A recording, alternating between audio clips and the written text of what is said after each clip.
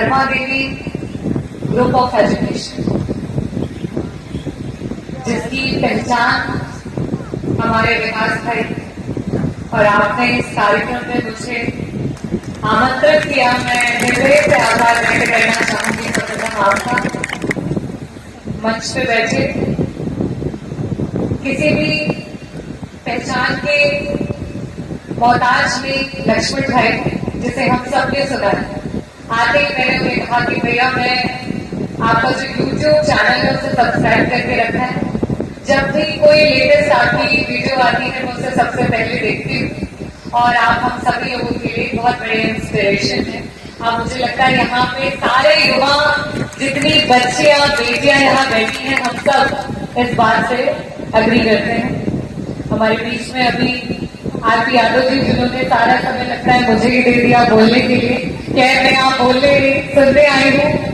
और अभिषेक भाई, हमारे राहुल जी जो कि समाजवादी पार्टी के प्रवक्ता हैं, और मंच पे बैठे सभी सम्मानित हैं और संचालन कर रहे मंगल भाई, आप सभी का मैं हृदय से आभार व्यक्त करना चाहूँगी।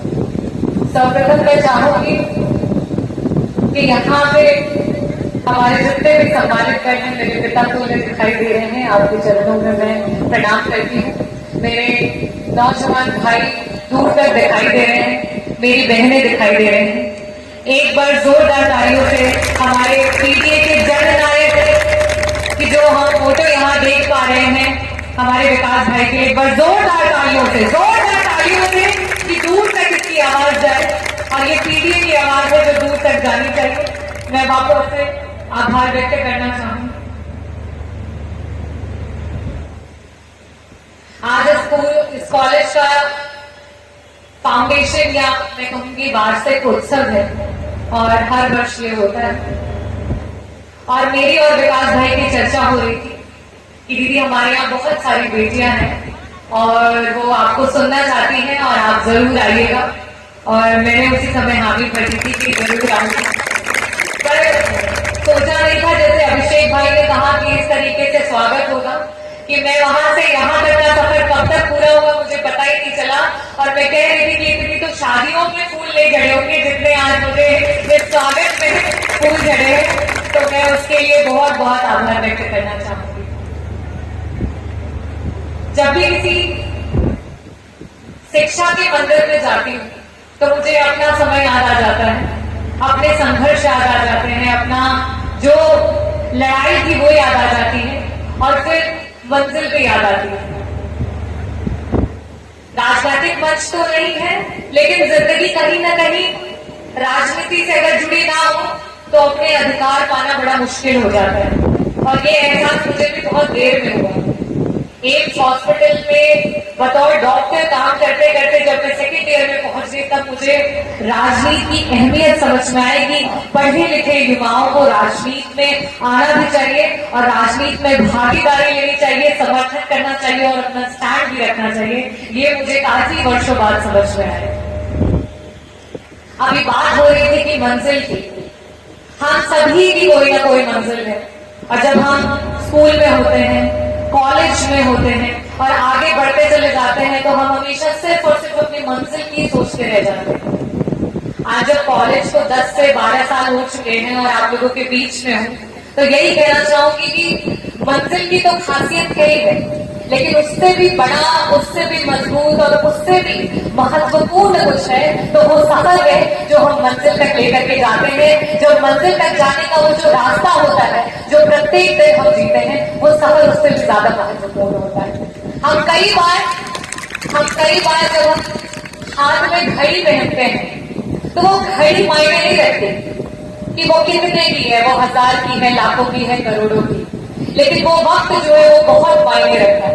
इसे वो व्यक्ति भी समझ सकता है जिसका वो खुशी का पल होता है, जब उसे कोई अवार्ड लेना होता है तो वो सामने बैठा होता है और इंतजार कर रहा होता है कि 5 मिनट में उसका नाम आएगा, और वो 5 मिनट भी उसको लगते हैं यार तो हो गए, ये कब मेरा नाम आएगा। और ये वो व्यक्ति भी समझ सकता है जब उसका बहुत ही करीबी कोई अस्पताल में होता है और वो इंतजार कर रहा होता है कि डॉक्टर बस बाहर आए और मुझे बता दें कि आपका मरीज जो है वो ठीक है। उस समय वो 1 घंटा भी 48 घंटे जैसा लगने लगता है कि ये डॉक्टर वापस नहीं आ रहा है, मुझे क्यों नहीं कर रहा है, तो वो घड़ी नहीं होती, वो समय होता है। कॉलेज में थी और घर पे थी तो मैं सोचती थी ये स्कूल कब खत्म होगा, मैं कॉलेज में कब पहुंचूंगी। जब कॉलेज में थी तब सोचती थी ये कॉलेज कब खत्म होगा, मैं आगे कब जाऊंगी।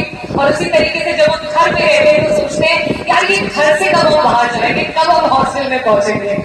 तो घर की अहमियत तब होती है, उस ईद बंधुओं से नहीं होती है, अपने परिवार से होती है, अपने परिवार के लोगों से होती है। मुझे आज भी याद है हम भाई बहनों के जब भी स्कूल में कोई लड़ाई हो जाती थी और किसी बच्चे ने जो है मेरे छोटे भाई को मार दिया होता था तो सारी बहनें जाकर के वहां खड़ी हो जाती थी और लड़ाई करती थी कि मेरे भाई को तुमने कैसे मार दिया। और यही यूनिटी हमारे समाज की है, यही यूनिटी हमारे पीडीए की है जो राष्ट्रीय अध्यक्ष जी हमें बता रहे हैं, जो राष्ट्रीय अध्यक्ष जी संदेश दे रहे हैं कि अगर अपने कम्युनिटी, अगर अपने पीडीए के किसी भी व्यक्ति को आज अगर कोई भी परेशानी झेल रहा है तो उसमें हम सभी को एक साथ खड़े होकर के आवाज उठानी पड़ेगी। जैसे कि लक्ष्मण भाई भी हमेशा कहते रहते हैं कि हम सभी को एकजुट होना पड़ेगा। अभी कुछ दिन पहले मैंने अखबारों में पढ़ा कि जो सामाजिक संगठन है उनके कार्यक्रमों को बंद कर दिया जाए, लोग मंचों से अपने समाजों की बात नहीं कर पाएंगे। जो आगे बढ़ गए पंक्ति में उनका तो ठीक है, जो बहुत पीछे छूट गए, जिन्हें ये जानकारी ही नहीं है कि उन्हें आगे बढ़ने का रास्ता कहां से मिलेगा, जिन्हें ये जानकारी नहीं है कि जब तक साथ नहीं होगे, संयुक्त नहीं होगे, तब तक मजबूत नहीं होगे, अगर उनके ऐसे कार्यक्रम नहीं होंगे तो वो कभी आगे नहीं बढ़ पाएंगे। खैर मुझे पूरी उम्मीद है कि जिस तरीके से पूरे प्रदेश में और पूरे देश में हमारे जननायक पीडीए की लड़ाई को लड़ रहे हैं, बैरिकेड को फाड़ करके जिस तरीके से संविधान की लड़ाई को लड़ रहे हैं, 2027 में जब अवसर आएगा तो एक एक पीडीए समाज का व्यक्ति भी वो बैरिकेड को फाड़ेगा और उनके लिए, वोट के लिए, अधिकार के लिए और संविधान के लिए लड़ करके उन्हें उनकी कुर्सी तक पहुंचाएगा।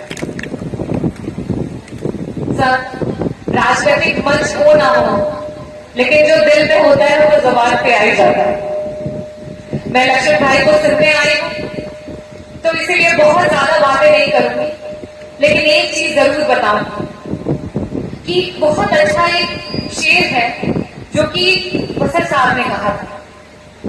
उन्होंने कहा कि उन्हें कामयाबी में सुकून मिला तो वो दौड़ते गए, उन्हें कामयाबी में सुकून मिला वो दौड़ते गए, हमें सुकून में कामयाबी मिली तो हम ठहर गए।